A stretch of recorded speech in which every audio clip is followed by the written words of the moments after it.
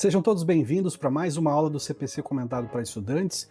E hoje nós vamos estar dando sequência ao nosso conteúdo falando sobre as hipóteses de modificação da competência, tratando especificamente sobre o artigo 54, 55 e 56 do CPC. Então não vá embora, fique ligado.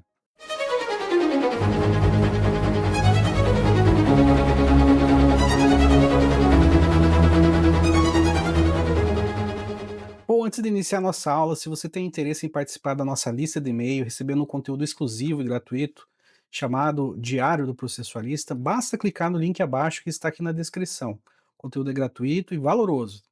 Bom, pessoal, para iniciar a nossa aula de hoje, então, nós vamos tratar acerca das hipóteses de modificação da competência, especificamente, né, sobre a conexão, sobre a continência, e para isso, vamos fazer a leitura dos dispositivos. Hoje não vamos conseguir esgotar todos os dispositivos, mas vamos iniciar o assunto, né, fazendo a leitura do artigo 54, 55 e 56 e também comentários a respeito deles, né.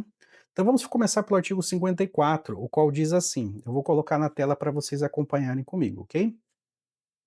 O artigo 54 diz assim: a competência relativa poderá modificar-se pela conexão ou pela continência, observado o disposto nessa seção.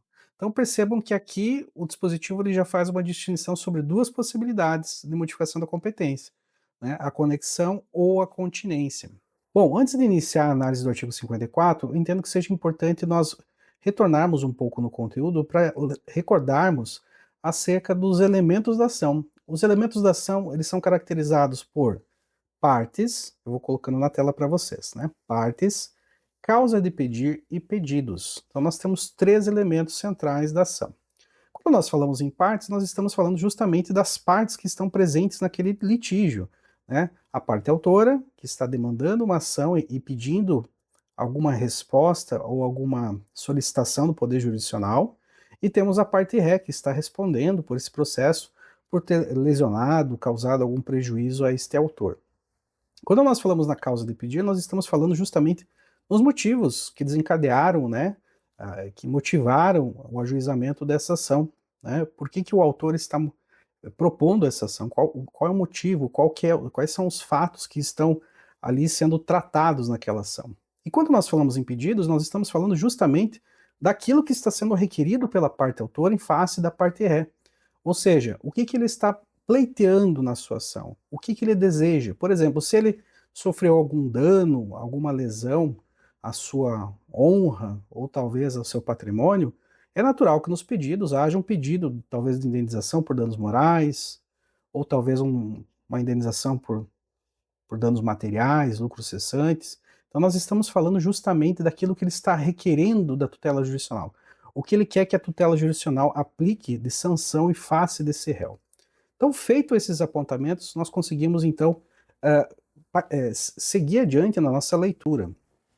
O artigo 55 ele diz assim: reputam-se conexas duas ou mais ações quando lhes for comum o pedido ou a causa de pedir. Olha que interessante. Então, quando nós estamos falando em conexão, percebam que há uma similaridade entre duas ações acerca da causa de pedir e acerca dos pedidos. Nós não estamos falando das mesmas partes.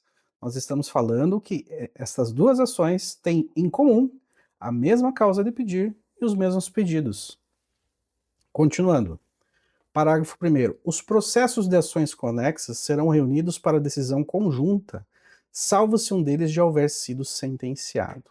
Aqui é muito importante destacar essa palavra decisão conjunta, porque quando nós estamos falando em hipóteses de modificação de competência, nós estamos falando até do propósito de se ter uma ação, né, de se ter uma decisão que não seja contraditória, que esteja em sintonia. Nós não podemos permitir que duas ações, né, que tenham, por exemplo, hipóteses de conexão ou de continência, né, tenham sentenças ou tenham decisões distintas, contraditórias, conflitantes. Então nós estamos tentando salvaguardar aqui que não haja qualquer tipo de conflito ou contradição entre decisões de processos que envolvam talvez as mesmas partes, que tenham a mesma causa de pedir ou os mesmos pedidos. Mas quando nós estamos falando em conexão, nós estamos falando especificamente acerca da mesma causa de pedir e dos mesmos pedidos. Então vamos continuar a leitura. Parágrafo 2º. Aplica-se o disposto no caput. Inciso 1º. a execução de título extrajudicial e a ação de conhecimento relativa ao mesmo ato jurídico.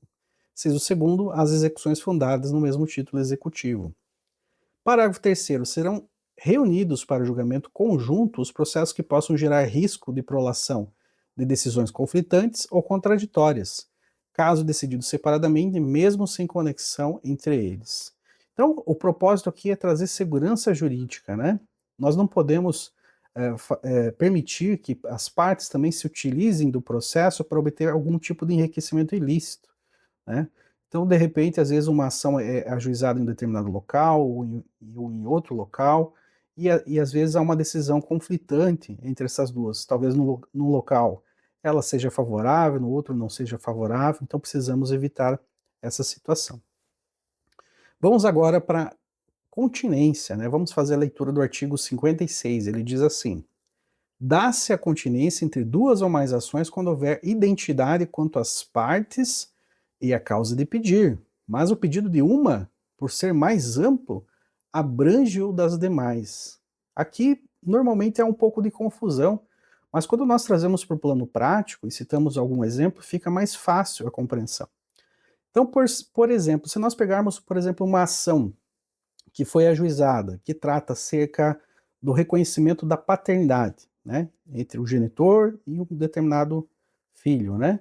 E também temos uma segunda ação, ajuizada já, nesse caso, do filho em relação ao pai. Percebam, essa primeira ação trata acerca da paternidade, essa segunda ação trata acerca de alimentos ou de pensão. Talvez esse filho esteja pedindo pensão alimentícia para o pai. Percebam, temos as mesmas partes, né? O pedido de uma é mais amplo que o da outra, e não podemos permitir que essas ações corram separadamente, porque podemos ter decisões conflitantes. Então, se pararmos para pensar logicamente, inicialmente precisamos resolver a questão da paternidade. Ora, esse pai é realmente pai, né, genitor dessa criança, então precisamos resolver primeiro essa questão. Um segundo momento, aí sim, havendo essa paternidade, né, feito, por exemplo, um exame genético e constatada a paternidade desse genitor, aí sim podemos falar de uma obrigação de pagamento de alimentos ou de pensão alimentícia. Então temos um pedido que é mais amplo, que acaba abrangendo outras obrigações em relação a esse menor que está pleiteando. Duas ações com as mesmas partes, né, e o pedido de uma é mais amplo que o da outra, né? Então percebam que aqui, novamente, nós estamos tentando evitar que hajam decisões conflitantes que tragam, né, insegurança jurídica para as partes e também para a tutela jurisdicional. Bom, pessoal, espero que esse conteúdo tenha sido valioso e proveitoso para vocês, espero que tenha sido também de fácil entendimento, né? Se você gostou do nosso conteúdo, peço que deixe seu like, compartilhe, deixe seu comentário, pode deixar dúvidas aqui também, que eu responderei assim que possível. E se você tem interesse em adquirir minha obra chamada Negócios Jurídicos Processuais Atípicos, pela editora Dialética, eu vou colocar aqui no final do vídeo um card, né? Um pequeno QR Code que basta apontar o celular e você é redirecionado para o site para realizar a compra, tá bom? Dito isso, um grande abraço a todos, fiquem todos bem.